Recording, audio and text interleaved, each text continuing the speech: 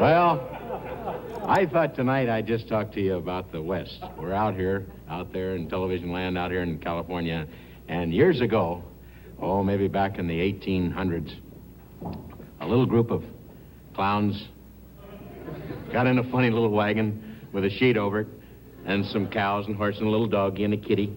And about 17 odd clowns started moving west. You had to be a little odd, leave downtown Boston or Philly or someplace like that, leave a watch shop and just say, let's go, Margaret.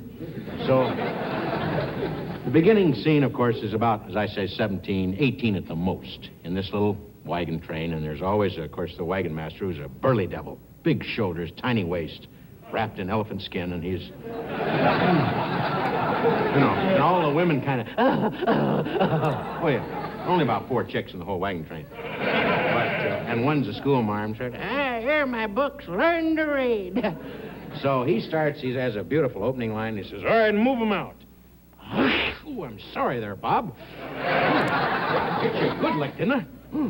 Oh. So they start in the cattle. Then there's always a little guy there, strange little cat, and he has a little mouth organ here, and he's...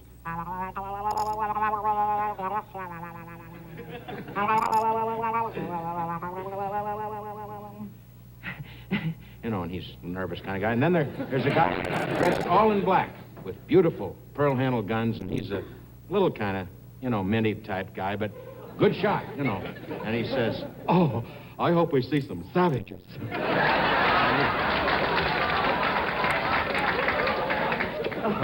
I caught him, too. But as weird as he is, he's a good shot. Then, of course, there's always an older cat there. People that just, are giving up anyway, and they're ready to turn in, but they want to discover something before they do. And the old man, what do you think? Oh, cut it out, Roy. Shape up or ship out. Eat your beans. So finally, they're moving across the country, and they come to the great Mississippi River. The preacher comes out of his little wagon, been riding a donkey most of the way, and he gets off the donkey, and he has the book here, and he says, Lord willing, friends, let's gather around here. Please, put that down. And the little kid starts to run around the fire. They always have a couple of little kids in there for atmosphere, and the little kid... Put that down. Put it down, baby Elizabeth. You don't know where it's been. Don't touch that groundhog. That cook all over its body. So, suddenly on the far ridge, some 3,000 Indians are there. And they're hungry, and they're out of bread and some sauce they need and stuff, and some goodies, some cattle, and they got their eye on a fun collie there, and so they... And the pioneers say, oh, no! And the guy, oh, there they are.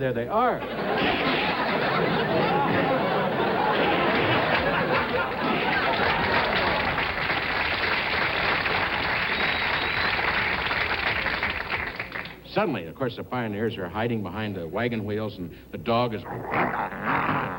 And they're... Ow.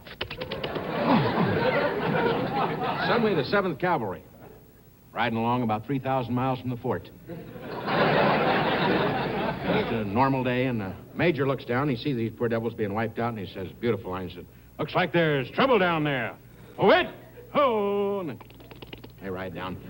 And, of course, the Indians see these poor devils and the 7 clowns in blue from this U.S. 7 Cavalry, and they just come unglued. The 3,000 Indians are... And there are more hours. And the pioneers are jumping up and down. We're saved! Oh, we're saved. Oh, yes, we are.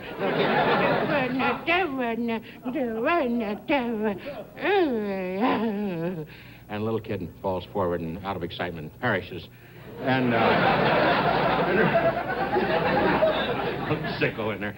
And there's a few more shots and screen of smoke and a pause, and you hear...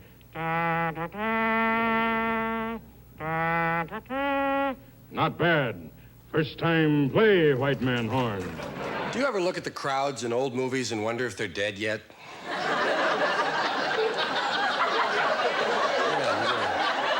I do that. I think about death. I dare to think about death. I think comedian has to think about death. Nobody wants to come out here and die.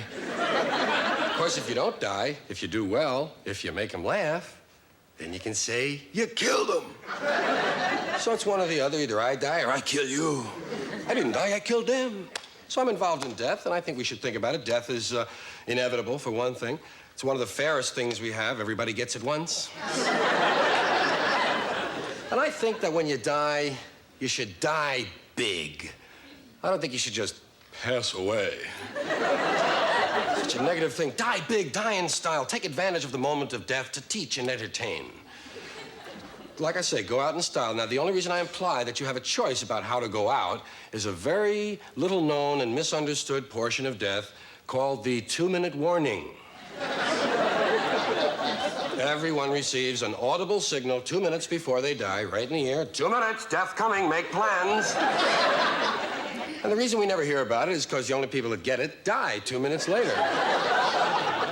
They don't have time to explain it to you, really. And actually, you wouldn't believe it. No one believes it. I mean, would you believe a guy on the bus who says, hey, I just got my 2-minute warning?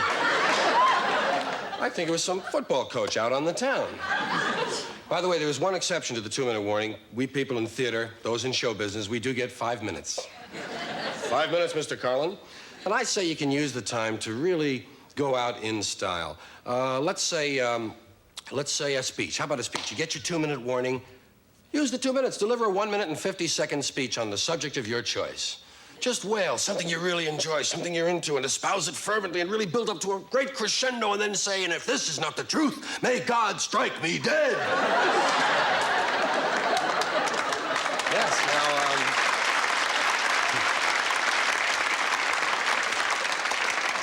of course, God doesn't do it himself, but he arranges to have it done, and immediately people will have more respect for you. Listen to what you have to say. Now, you're in a TV audience right now. Suppose you were to get the 2-minute warning. Suppose you're at a TV exercise show.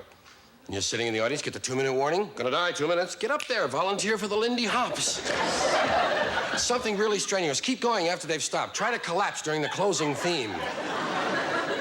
Another television situation. How about at a faith healer program? It really would be fun. You're sitting in the audience, 2 minutes, get up and volunteer, get online to be cured, get behind a guy with a cast, doesn't matter what it is. They ask you what you have, tell them you have the jumps. Hey, I don't know, hey, get the jumps. Hey, get the jumps. By the time you got the really jumping, faith healer puts his hands on your shoulders, and you die. Can you see it? I can see the headlines now. Faith healer slays worshiper. 40,000 look on, audiences drop off. How about at a party? Get the 2-minute warning, get up and ask some girl to do the polka. Some other strenuous dance. Get her really moving around the floor. By the way, sometimes at a party, you get into a really vigorous rumba or something and you don't even hear the 2-minute warning. And because of reflexes, some guys dance on. We've had guys win posthumous trophies for dancing. Here's a good one at the ballpark. Let's say you're at the baseball game, you get your 2-minute warning. Run out onto the field and start punching the center fielder in such a way that he has to punch you back. Time it just right. Boom. Well, it's not exactly a great way to die, but it's a nice lawsuit to leave for your family. You do have to think of the family. If you're in the office and you get your 2-minute warning, why not get up and go over to the guy who usually takes up the collections for people who die? You ever had anyone start their own collection, Fred? Like to start it off with a biggie. 50 to me. Hey, why not? Be a leader. Now, one final thing about death. There's something you can do before dying. You can program in some post-death reflexes. As you know, there's electrical energy still in the nervous system, and every now and then a person that's already gone has a little reflex. Why not program in a few to keep the folks entertained all during the mourning period? How about rolling over during the autopsy? Keep clearing your throat at the wake is another one. Look at that, thank you. I just got my 2-minute warning. I'll use it to tell you about one aspect of death we've all theorized about. This idea that as death approaches, as it comes, you see a movie of your life, a quick replay of your life. First of all, it seems like it would be mathematically impossible because as you visualized your life, you'd go all the way through your life and you'd be there standing where you were. You'd have to watch yourself die, but you couldn't because you hadn't died. You have to watch your life all over again. It's like waking up in the Clark Theater in Chicago at 3 in the morning. You don't know what's on, but it really doesn't matter. You're on. A lot of people, when their life runs back, they've had such a dull life that they don't even notice it was run back. Some people, their lives are in black and white and out of focus. If you've had a really hard life, the projector keeps breaking. Everyone around is yelling, "We want the show, we want the show." Well, we'll get back to the show. 2 things to remember about death. One is, it's so great, you really ought to save it for last. And secondly, the first thing that happens after dying, as you begin to process in on the other side, you pay a $500 death fee. It's your levy for death, $500. The only thing certain after death is taxes. Good night.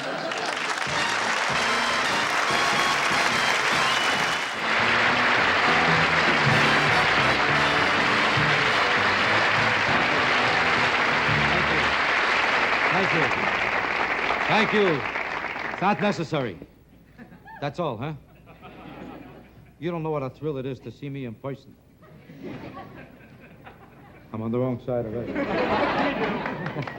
I'll tell you very truthfully, I don't care if I'm a hit or not. It's not important to me. I got enough money to last me the rest of my life. Unless I want to buy something, then I'm... That's my best joke, mister. You never saw a Jew before? He's looking at me like he's waiting for a comedian to show up. A lot of people think I'm Jewish because I talk like this. I put this on. I don't have to talk like this. I could talk like this. You see the difference, mister? Are you busy? I'll tell you the whole story. I think I finished with that guy. I never... This is interesting. Not to him. But this is the only business where it really requires so much stamina, so much talent, and so much experience to be a hit. You could go into politics, know nothing about it, and make a fortune. This is the only business in the world. If you want to run the country, you don't have to know anything. Did you know that? You don't have to have 1 minute's experience. Did you know that? Did you know anything at all that I'm talking about? I got the stiffs right in the front. Can't you sit in the back? Oh, that happens to be the truth. Do you know if you wanted to be a plumber, you need experience. But if you want to be a governor, you don't have to. You know what I'm talking about? Not that I want to pick on any of our congressmen or on our governors, like a man like Ronald Reagan. I respect him tremendously. I do. The fact that he don't know what he's doing is not important.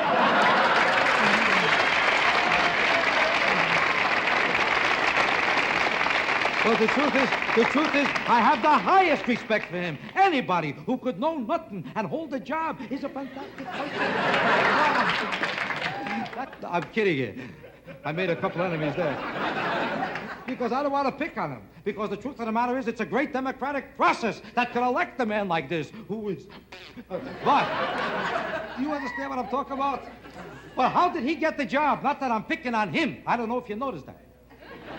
But it's symbolic of something that here's a man had to prove. I don't know where to turn it. Just when I think I'm doing good there, I lose there. It's symbolic. Anybody who wants a sheep. It's symbolic. I feel like I'm surrounded by Arabs. It's surrounded. Yeah, I'm trying to keep a show on a high level for this reason. I think it's overdone. And I think it's unfortunate that the average entertainer, when he walks out on the stage, thinks he has to resort to sexual references and terminology in order to be a hit. And it's permeating our whole culture. And it's unfortunate. You can't go to a movie today and see a clean picture. They're getting dirtier all the time. Movies are getting so filthy that I can't get out of the movies.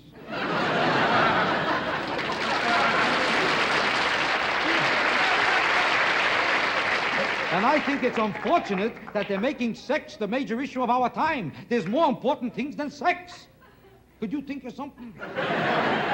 Why don't they talk about music and things like that? Don't you think music is more important than sex for a man in your condition? I always thought it was. I always did. But then I started to notice that if I don't hear a concert for a year and a half, it don't bother.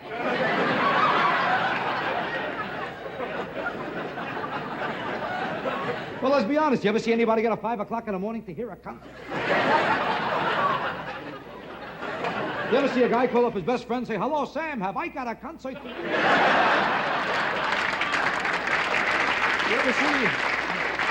You ever see a guy go into a strange town and say to a taxi driver, "Listen, you know there's a hot concert?" You understand that? Sex is not dirty. Sex is life. It's life, isn't it life, mister? Are you stupid? I'm asking you a simple question. Sex is life. Without sex, would you be here? I think you would. That's not nice to say. I was looking at you, but I'm thinking about this guy. And the whole idea is stupid because children don't learn the facts of life from adults. Do you know that? They learn it from other children. They learn it through games that they themselves don't even understand. You ever see how every kid in the world plays doctor? Now, you think they don't know what they're doing? Why don't they play accountant? I never saw a kid play accountant. Even the kids that want to be lawyers play doctor. You want me to tell you the truth? This great overemphasis on the whole idea of sex has created more divorces in America than any other single cause. Do you know that? Because when a man looks at a woman before he marries her, he's not interested in her as a human being. Watch any man asking a girl out on a date. Why do you think he picked out this girl? Why? Mister, do you think because she's an intelligent person? Does a man ever think of a woman's intelligence before he marries her? He's not even listening when she talks.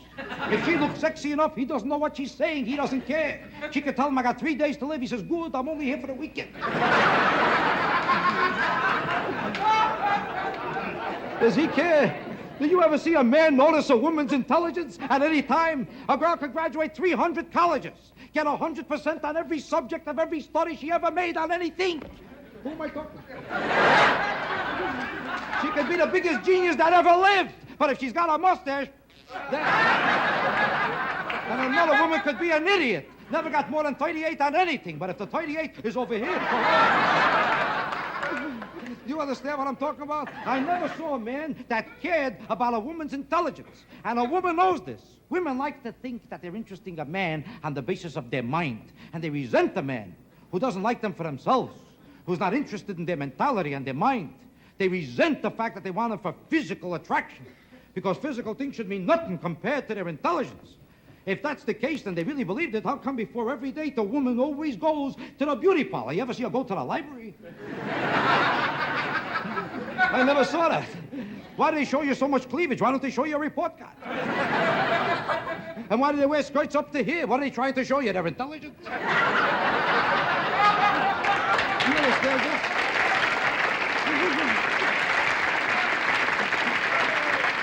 Because the truth of the matter is that women don't believe it either. They know that men are attracted to them on the basis of their physical... You got that? Next, I'm back to you. Well, it happens to be true. I never saw a man think about a woman's character before he marries her. After he's married to her, he wonders about her intelligence and her character. That's why there's so many divorces. Does he think about her intelligence before he marries her? Or her character? Or even her cooking? Now, there's nothing in the world more important than a marriage than good cooking. Right? Mister? I never saw a man think about it before he marries her. You ever see a guy look at a girl and say, ha-ha, looks like a great cook? You ever see a guy take a girl home and try to get her into the kitchen? I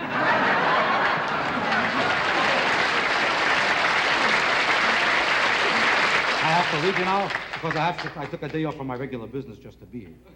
This is not my regular business. I'm a builder. You know what I recently built? An 11-foot pole. That's in case I meet a girl that I can't touch with a 10-foot.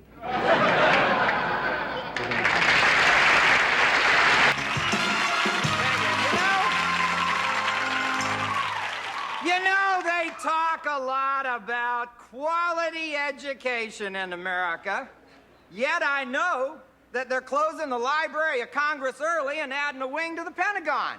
Well, they ought to just go ahead and add another wing and make that building fly. It can't cost any more money. A lot of them generals don't have both feet on the ground anyway. A 5-sided building. Who needs that? See, they always ask for more than they need and then figure that Congress is going to make them cut a corner. I know not a lot of people laughed at that because not everybody understands it. Certainly not the adults. It's just me and the kids that are laughing right now. Because they know about quality education in America. They know what's going on. They live it every day. They know the home ec teachers are divorced. In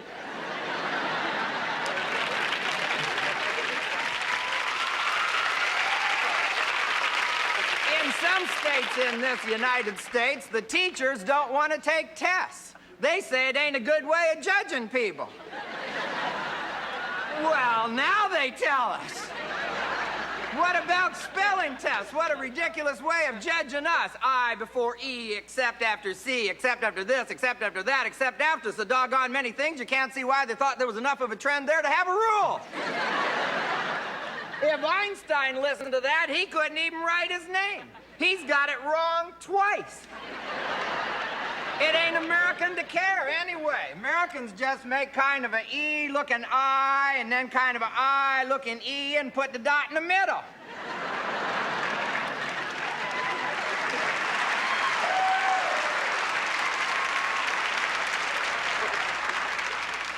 Get down, check it out. B-O-M-B, bomb. T-O-M-B, Tom, no, tomb. If T-O-M-B is tomb, that's boom, the bomb's over. But no, that's bomb, that's tomb. Get ready. Is this calm or coom? No, that's comb. And that's why spelling bees are only won by introverted little ugly girls.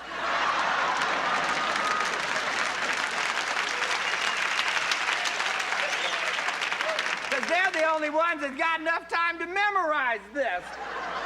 C-O-M-B, comb. P-O-M-B, poem. No, poem is P-O with an E with an M. Now, P-O-E-M, poem. H-O-E-M, home.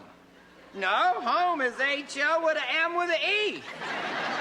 H-O-M-E, home. S-O-M-E, some. No, that's some. S-O-M-E, some. N-O-M-E, numb. No, that's N-U-M-B. The whole doggone thing is dumb.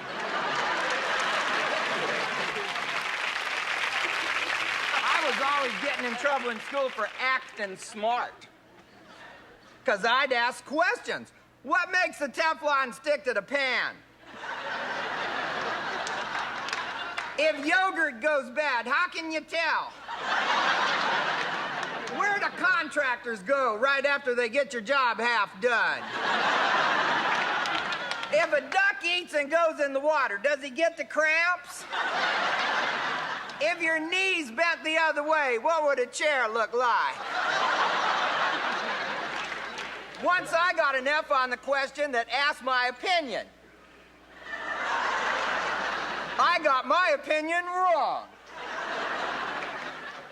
Well, we need to teach kids to think so they can have their own opinion. A lot of these modern questions don't have an answer. When are you alive? When are you dead? How much can you dance in the end zone? This is what makes us different than the Japanese. You see, the Japanese, they're not quite like us Americans. See, the Japanese are driven, but us Americans, we're the drivers.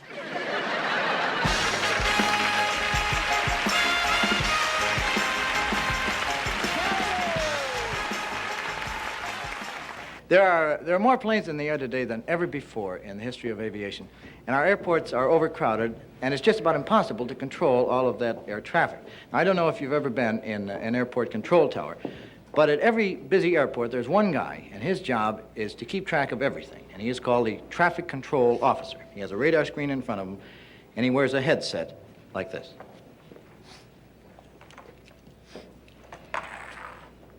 Oh, okay, all right, United 209. Yeah, we have radar contact. You're looking very good. Pan American 715. You haven't seen United 209 up there anywhere, have you? It's a big plane. It's one of those four-engine jobs. It's got United on the side. You can't miss it. Well, if you see him, would you tell him to call in? Yeah. Yeah, 715, we're pretty jammed up here. I'm going to have to put you in the holding pattern. How's your visibility? Yeah, look off to your left about 3 miles over San Bernardino. Yeah, do you see all the planes? Yeah, just take a place anywhere there you can find some. We'll call you back as soon as we have an opening. No, don't call us. We'll call you. Okay, you guys on the ground. Who wants to go up? Wait a minute. Not all at once, guys. Which one of you guys have ever been up before? Which one of the two of you has an open runway in front of him? Braniff 26. Okay, straight up, you pull up at the ocean, turn right, right again, and then straight ahead to Salt Lake City. No, you can't miss it. It's got a big tabernacle. 7:15, I got to have an unidentified blip here. Blip? Yeah, listen, could you identify yourself? A Piper Cub.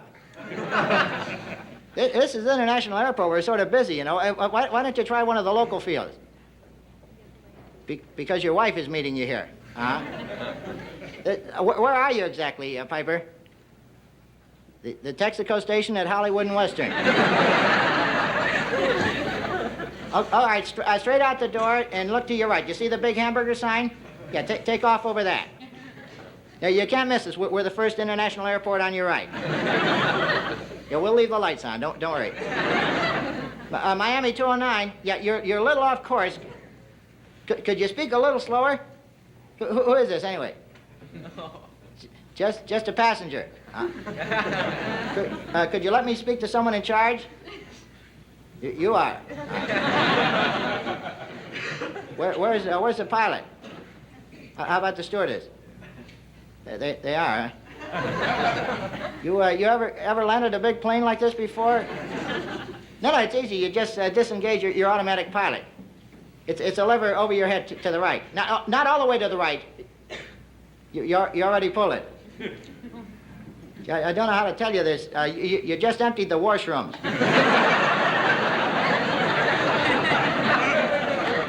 Piper, could you hold on? I have an emergency call. Yeah, Pan Am, what is it? Yeah, that was 209 from Miami. He's a new boy. It won't happen again, I guarantee it.